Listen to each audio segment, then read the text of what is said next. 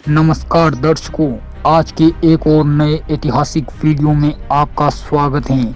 आज बात करेंगे राजस्थान के बूंदी जिले के रक्त रंजित इतिहास के बारे में। राजस्थान की अरावली पर्वतमाला के बीच में बसा शहर बूंदी और उसका यह दुर्ग अपने आप में इतिहास के कई पन्ने समेटे हुए हैं। आज वीडियो में बताएंगे बूंदी से मीणा राजाओं के विस्थापित होने तथा चौहानों की हाड़ा शाखा के स्थापित होने का मार्मिक इतिहास। तो दर्शकों, बिना देर किए आइए चलते हैं 2023 की बूंदी से बाहर निकलकर लगभग 12वीं शताब्दी की बूंदी में, जिसका पुराना नाम वृंदावती था।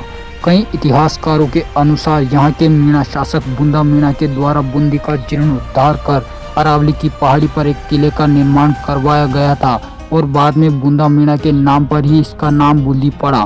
लगभग 13वीं शताब्दी में बूंदा मीणा के वंशज जेता मीणा के द्वारा बूंदी में एक झील का निर्माण करवाया गया, जिसे वर्तमान में जेत सागर झील के नाम से भी जाना जाता है।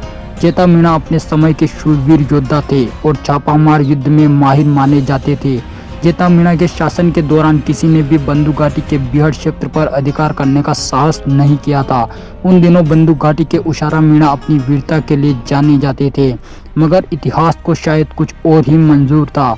13वीं शताब्दी में राहग्रस्त जीवन जी रहे राव देव सिंह हाड़ा की पुत्री का विवाह मेवाड़ पदवी कुंवर हरि सिंह से हो जाता है। इस विवाह संबंध से हाड़ा कुल और मेवाड़ के सिसोदिया राजवंश के बीच राजनीतिक संबंध और भी मजबूत हो जाते हैं और इसी संबंध का फायदा उठाते हुए राव देव सिंह हाड़ा मेवाड़ नरेश से कहते हैं कि हमारे पूर्वजों ने कई साल से मेवाड़ की सेवा की है, मगर आज हमारे पास हमारे पूर्वजों की कुछ भी देन नहीं है और अपनी दुर्दशा का बखान करते हैं। तब मेवाड़ नरेश कहते हैं, राजपूत सिसोदिया हो या चौहान, उसकी ताकत आकी जाती है उसकी तलवार से, न कि उसके धन दौलत से, और आपके पास तलवार है। आप चाहें तो मैसूरगढ़ के पठारी क्षेत्र पर अपना अधिकार कर सकते हैं, हम आपके साथ हैं। मगर नियति पहले से ही कुछ और ही तय थी और राव देव सिंह हाड़ा मेवाड़ नरेश से कहते हैं कि बंदूक घाटी के उशारा मीणाओं को पराजित कर समस्त बिहार क्षेत्र को मेवाड़ के अधीन कर लेते हैं।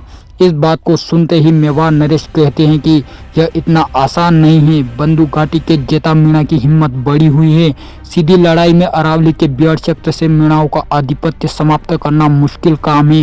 इसके लिए आपको राजनीतिक चाल चलनी होगी। और सन 1340 में इतिहास जेता मीणा को उस जगह लाकर खड़ा कर देता है जहां से बूंदी का रक्त रंजित इतिहास शुरू होता है। एक दिन जेता मीणा राजपूत राजा जसराज की पुत्री को देखते हैं और उनसे विवाह करने का मन बना लेते हैं तथा राजा जसराज सिंह को संदेशा भिजवाते हैं कि उनकी बेटी का विवाह वह जेता मीणा के साथ कर दे, अन्यथा उनके पूरे राज्य को तबाह कर देंगे। जब इस प्रस्ताव के बारे में राव देव सिंह हाड़ा को पता चलता है तब वह प्रसन्न होते हैं और कहते हैं कि जानता था राजपूत और मीणाओं की दोस्ती ज्यादा समय तक नहीं टिकेगी। वह राजा जसराज सिंह से मिलने के लिए पहुंचते हैं और उनसे कहते हैं कि मीणाओं के पूर्वज ने हमारे पूर्वजों का संकट के समय साथ दिया, मगर एक विश्वास का नाता सा बना था, पर जेता मीणा के द्वारा हमारे साथ विश्वासघात किया गया है और उसे सबक सिखाना जरूरी है। आप अपनी पुत्री के विवाह के लिए जेता का यह प्रस्ताव स्वीकार कर लीजिए और उसे अपने सभी बंधु बांधवों के साथ आने दीजिए। उसके बाद हम उसे राजपूत की बेटी मांगने का सबक सिखाएंगे। और दोस्तों, 1340 ईस्वी में जेता मीणा को सबक सिखा दिया गया। जेता मीणा और उसके सहयोगियों को भोजन में जहर देकर मार दिया गया और बचे हुए मीणाओं को पराजित कर बंदूक घाटी से मीणाओं का वर्चस्व समाप्त कर दिया गया और बंदूक घाटी में राजपूतों ने अपना राज्य स्थापित किया। मेवाड़ के प्रथम श्रेणी के सरदार राव देव सिंह हाड़ा को बूंदी की गद्दी पर बिठाया गया और इस तरह बूंदी पर हाड़ाओं का राज्य स्थापित हुआ और इस क्षेत्र को हाड़ौती के नाम से जाना गया। बाद में राव देव सिंह हाड़ा के पुत्र नापा हाड़ा ने अपने राज्य का विस्तार किया और सन 1342 ईस्वी में बूंदी के चतुर्भुज तारागढ़ किले का निर्माण करवाया। दर्शकों, इस दुर्ग के बारे में कहा जाता है कि इसी दुर्ग में आनंद का एक उत्साह रक्त से कुलुषित हो उठा था।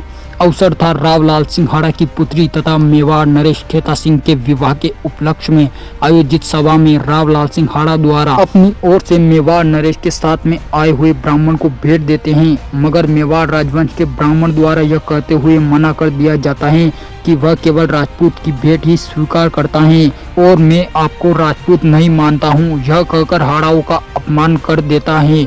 इस वजह से राव लाल सिंह हाड़ा क्रोधित हो जाते हैं और ब्राह्मण को तलवार के वार से मार डालते हैं।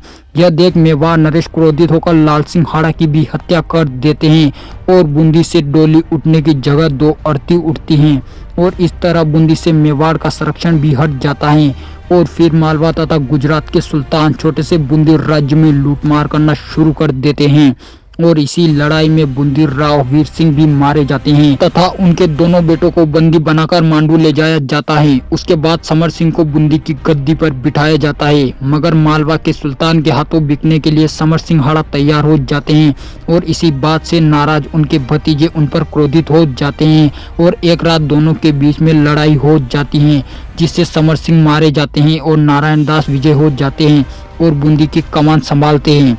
एक बार फिर 11 साल बाद मेवाड़ से नारायण दास अपने संबंध मजबूत करते हैं और नारायण दास की बेटी कर्मावती का विवाह राणा सांगा के साथ तय हो जाता है। फिर नारायण दास के शासनकाल में बूंदी एक समृद्ध राज्य बन जाता है तथा एक शक्तिशाली राज्य के रूप में उभरता है, मगर लगभग सन 1578 में फिर बूंदी का दुर्भाग्य जाग जाता है और सन 1579 में राव सुरजन सिंह हाड़ा के द्वारा रणथंभौर का दुर्ग मुगलों को सौंप दिया जाता है। उनके इस दुर्भाग्यपूर्ण फैसले ने बूंदी के इतिहास को पलट कर रख दिया था। उनके इस फैसले से उनके बड़े पुत्र दूधा सिंह जी नाराज हो जाते हैं और राजा सुरजन सिंह के ही खिलाफ बगावत शुरू कर देते हैं। इस वजह से उन्हें बूंदी से निकाल दिया जाता है। स्वाभिमानी दूधा सिंह मेवाड़ के संरक्षण में चले जाते हैं और सुरजन सिंह को मुगलों के द्वारा कई खिताब और ओहदे दिए जाते हैं और उनके छोटे पुत्र भोज सिंह हाड़ा को मुगलों द्वारा बूंदी की गद्दी पर बिठाकर मुगलों के अधीन रहकर सत्ता चलाने का आदेश जारी किया जाता है। जहां एक और मुगलों के अधीन रहकर सत्ता स्वीकार करने से हाड़ा राजपूतों की गौरव गाथा धूमिल हो रही थी, वहीं दूसरी ओर मुगलों के साथ रहकर बूंदी का विकास अपने चरम पर था। बूंदी साहित्य, कला और शिक्षा के क्षेत्र में काफी तरक्की कर रही थी।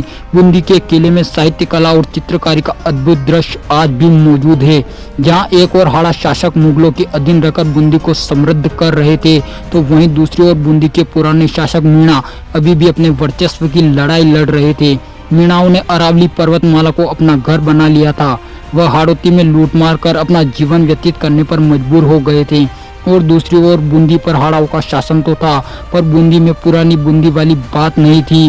जो बूंदी मीणाओं और हाड़ाओं की वीरता की गवाह थी, उसकी कमान अब मुगलों के हाथ में थी।